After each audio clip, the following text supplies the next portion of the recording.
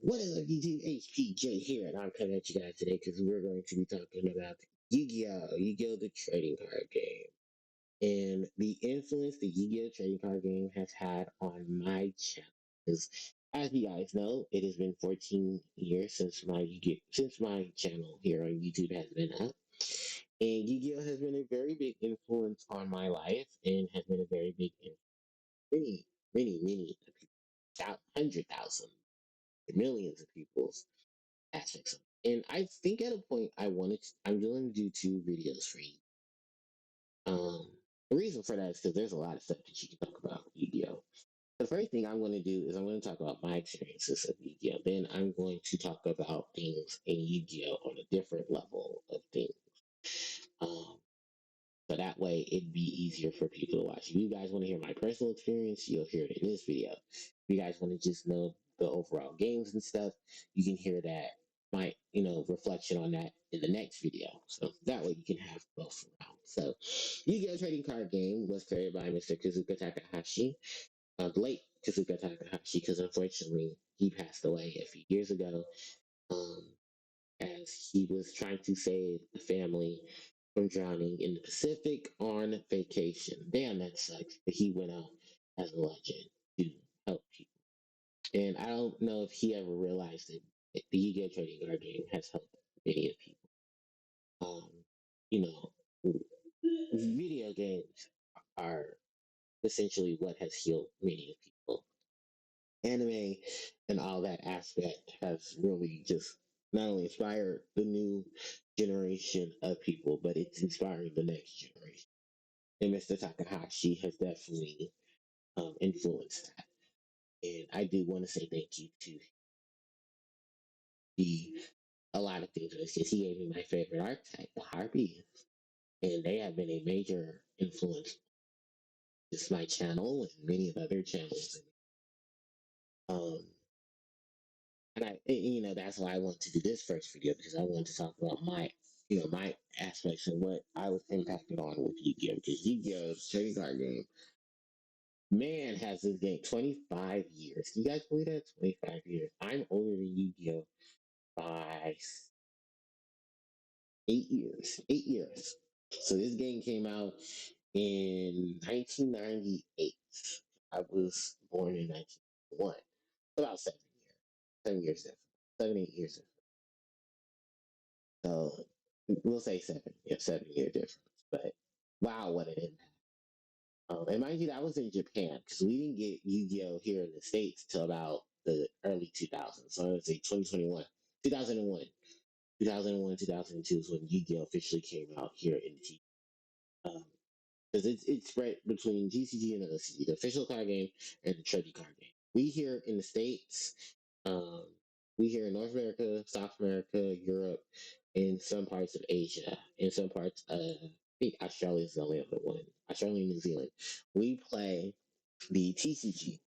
The OCG is something I learned when I grew up more was the OCG is basically all of Asia, excluding Asia is Asian territories, and Asia and Asian territories. At that point, they play the OCG, which is the official card game. The official card game started back um, way back in the late '90s, which I didn't know anything about Yu-Gi-Oh till 2000. And a friend of mine, we were at school. He was showing me the cards, and he was telling me that a teacher of his, they were telling the kids, yeah, there's going to be just, the show is finally getting released here. Because it initially was already released in Japan. They were going through season 0 at that point. And they already showed off the Yu-Gi-Oh! Trading card. The cards had been created by Bandai. Some of them were circulating here in the States, but it wasn't too many of them because at that point, Bandai and Konami had their own little thing, what I'll talk about in the second part. But yeah, once all of that really started, excuse me, I'm parched. But yeah, once all of that really changed, we here in the States got it as the trading card game.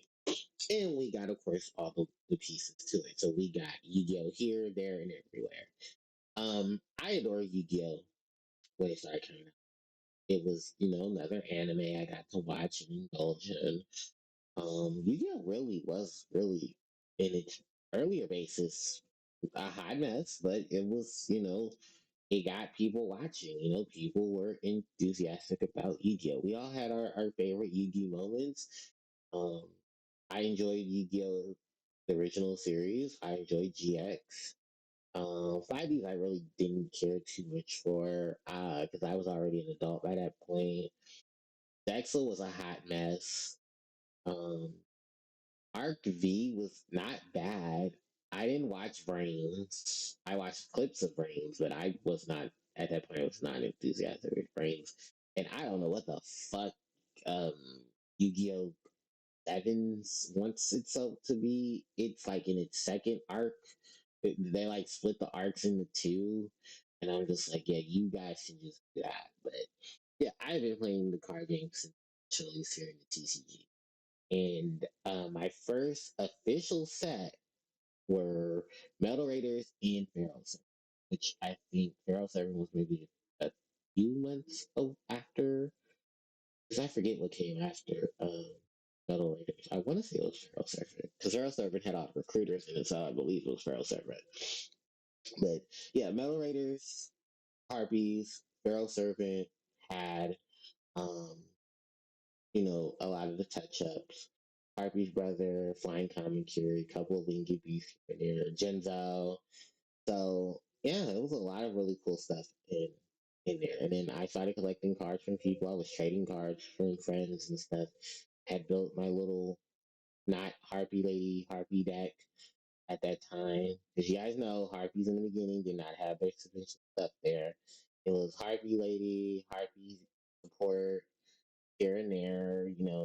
Jesus, I didn't think we really got a big boost till Harpy Queen Hysteric Party in 2007, 2008. Then, we got the wind support from Miss Valley. You got your Black Wings for tuners and stuff. I think we really just when we really popped back off was back in Tachyon in 2013 when Tachyon came out. It was the year of the Harpy because you had Tachyon coming out, Joey's World with the import of Harpy Dancer, um, Hysteric Sign, Harpy Channeler, Harpy's Pet Baby, Harpy's Pet Phantasmal. All of that was coming out. The next year we had Harpy Harpist. Yeah, the year after that was Harpy's Storm. We had that brief period, and then Legendary Duelist Pack 4, the Sisters of the Rose came. So yeah, the impact that I enjoyed about the Harpies was literally from that. And I'm not gonna say I didn't just play Harpies because I played a whole bunch of stuff. I played I can give you guys a list of everything that I played from start to finish. Harpy, I played Gatekeeper. I played Tunes for a minute. Um, I had a digital fire deck once upon a time, a digital, Dark Magician deck. Played Heroes. I played a lot of variants of Heroes. I was playing I was playing Evil Hero. I played the Destiny Hero with Airblade. I played Gemini Hero. I played Hero Fusion. Um, I didn't play Bumblebee.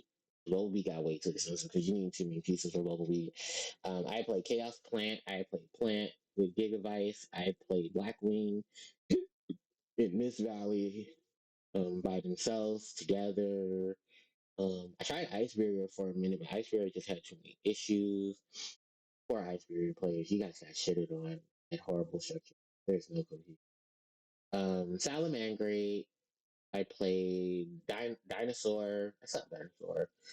Agents. I didn't play Dark World because there's really nothing I wanted to play from Dark. Madolche, Spellbook, Dragon Ruler. What else was it? Dino Rabbit. That Dino Rabbit stuff. I just never played Dino Rabbit itself because Dino Rabbit just ended up becoming playing Dinosaur at that point. But I played Dinosaur when Dinosaur got really hot. Um, Tri Brigade, Flowanderies, Sky Striker, yeah, like Shadal. Pendulum, so many pendulums. I was playing Pendulum Magician, I was playing Odd Eyes Pendulum, I was playing Pay Pay, I was playing Dank Pay Pay. For those who don't know what Pay Pay is, that's Perform Pal Perform Mages, because in the OCG they're called Entertainer Mate, Entertainer Pal. So Performer Mages, Performer Pals, so Pay Pay. And yeah, I was just playing all of that um, throughout the years. And I enjoyed a lot of it. And, to say those were like the decks that I enjoyed playing, there's so many variants of decks. Even on the video games, I think that's where I really enjoyed playing. I played a lot of the games on. Other I mentioned I played Chaos and Lightstorm. I think those are there too. So yeah, I played a lot of stuff. I really mostly played these through the video games, and thanks to emulators, I was able to emulate a lot more of those, and I haven't spent money because I'll tell you now, virtual card games are like at times can be easier to obtain, but a lot more menacing on packet because now you just have to pay for a lot of that. It's not much different than what you do now in real life because Yu-Gi-Oh online is more. It's just as expensive. You trying to do shit online. I'm just gonna say that now. It is very expensive in its pieces because digital card game is just as expensive as physical card game. It's just that you better hope the servers don't get shut down, so that doesn't become an issue. But yeah, that's why I tell a lot of people like it's the mix between what Master Duel is doing and playing physical Yu-Gi-Oh. It can be a strain in your wallet. Just pick the deck or decks that you do enjoy playing and play those, and keep your staples. If you want to quit the game, we understand. It's a lot of shit, but keep your staples. If anything, staples go up. Staples get love. Staples get your masses. You keep your staples. So that's one advice of things I get. Now, my experience with the Yu-Gi-Oh video games, I love playing a lot of the. I have a ton of my favorites. Starting off of Yu-Gi-Oh! Eternal Duelist Soul, which I played a ton of.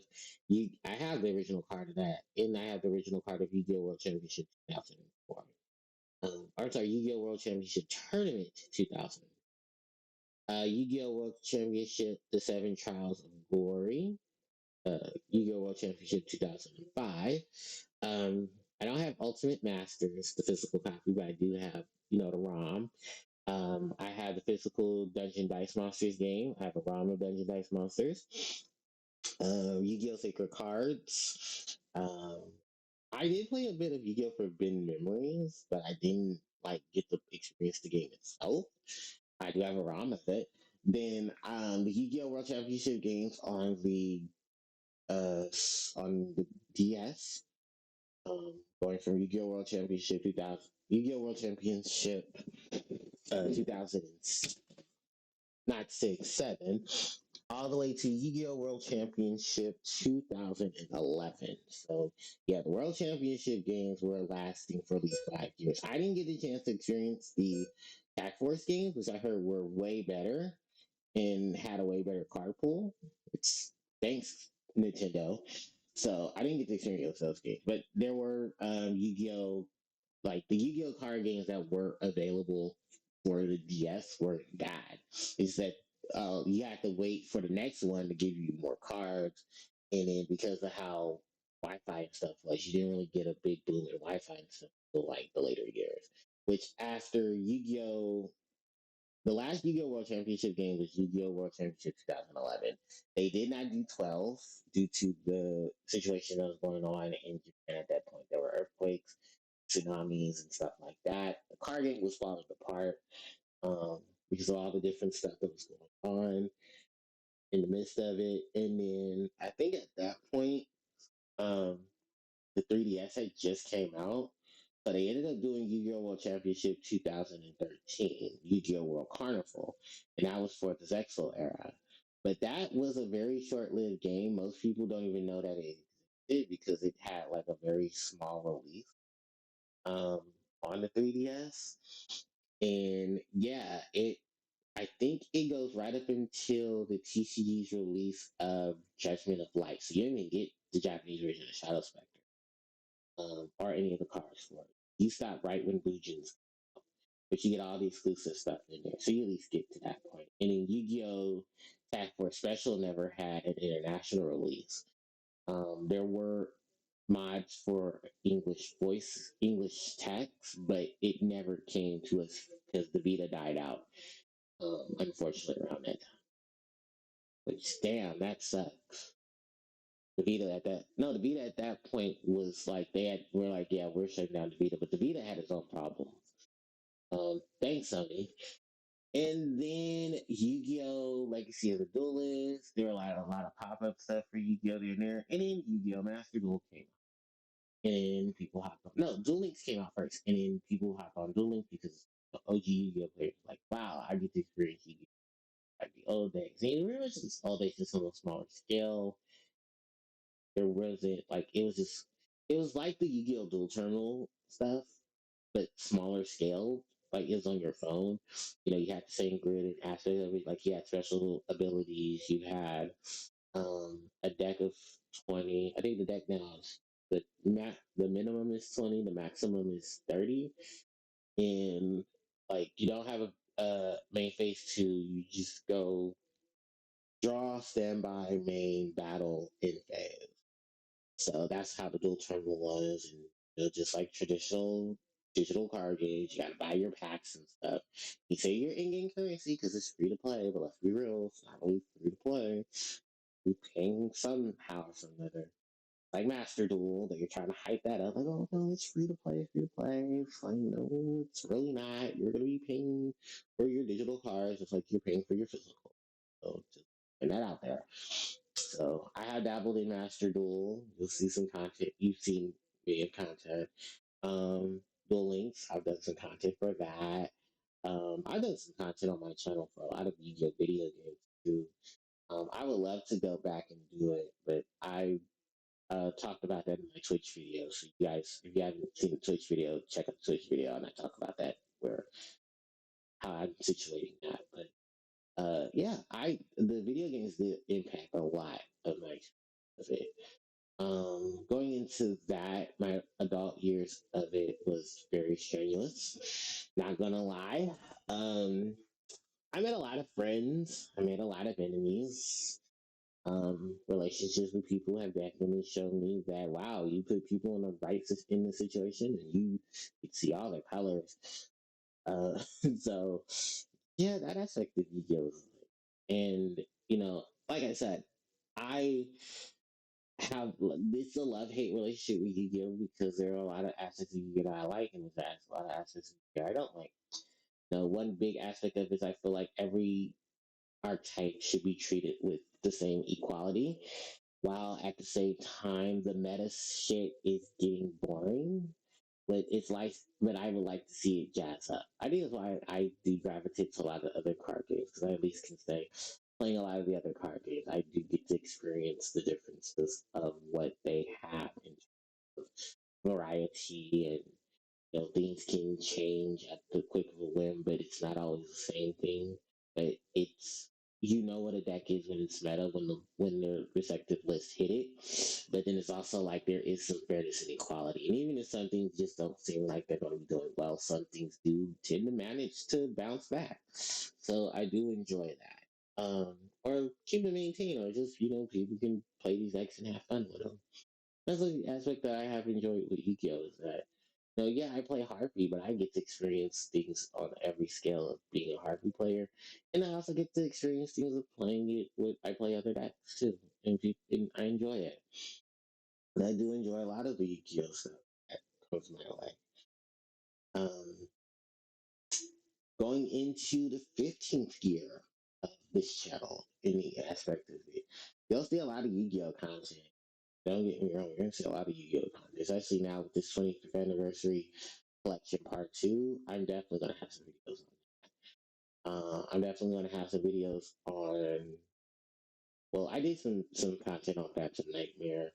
There's two more sets coming out. We're waiting for the TC release of Legacy of Destruction, and then the set after that, which hasn't been really talked about now because Legacy of Destruction just came out on the OCG, so they're really focusing on that. But I cannot wait to focus on the TC and what its imports and TCG exclusives are going to be. Um, but yeah, it's a lot of stuff for you. Trust me, you're gonna enjoy a lot of the content that I'll be talking about when it comes to it. So Definitely stay tuned for part two because I'm going to have more of a deep interjection with Yu-Gi-Oh! I'm going to talk more about it. But this one, I just wanted to get my biggest aspects of it there. And I don't want to expand the video for too long, but thank you guys so much for watching though, because I'm going to wrap up here. The part two will be up pretty soon. It will follow some more my experience with Yu-Gi-Oh! In these last 14 years, um, and what I hope to see in the next year to come. And then that'll wrap up basically all the content that's needed for the channel for the anniversary. And then things will resume as normal. So with that said, thank you guys so much for watching. I do appreciate it. If you guys have any questions, you leave those in the comment section below. Thank you guys so much for watching. I do appreciate it.